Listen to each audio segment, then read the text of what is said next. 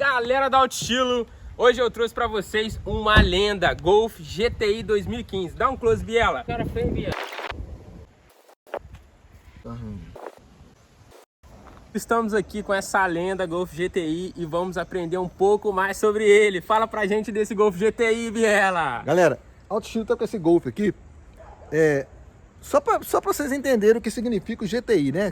Na nomenclatura da Volks, Gran Turismo Injection. Mas, para os puristas aí, todo mundo sabe que GTI significa os Volkswagen de sangue quente, galera.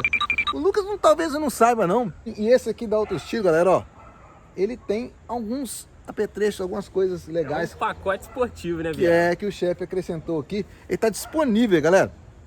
Pode acessar aí, @AutoEstiloMG, para vocês conhecerem mais este e outras máquinas da Alto Estilo aí. Vou mostrar para vocês, vamos ver, Lucas.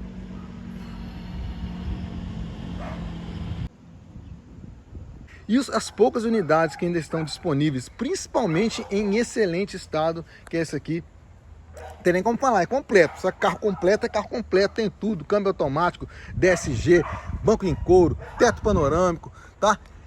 E esse aqui você vai ver que é um pouquinho especial, né? Todo Golf GTI é especial. Galera, esse carro tá aqui em Cataguases, na zona da Mata Mineira, né?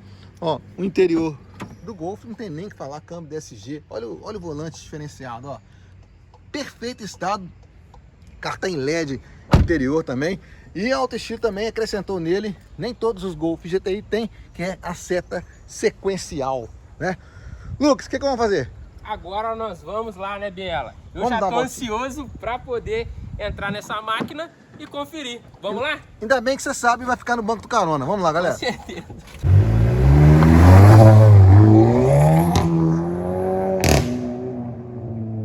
Galera, vocês ouviram aí esse pipoco que o carro dá?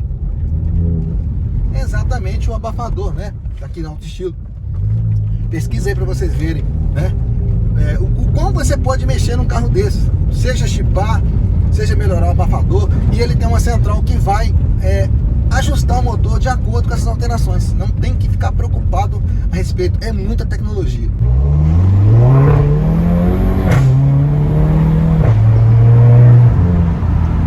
Sentiu aquele pipoco? Ele dá aquele pipoco que é o turbo entrando. Pode ser seu, tá? Alto Estilo, acesse as nossas redes sociais, também no Instagram, @AutoEstiloMG, e curta, ó. Aproveite que está acabando a Steep GTI, galera. Até que a Volks traga de novo, você vai ser exclusivo, né? Tá aqui no Alto Estilo, curta nossas redes sociais aí. Até a próxima, Lucas! Valeu!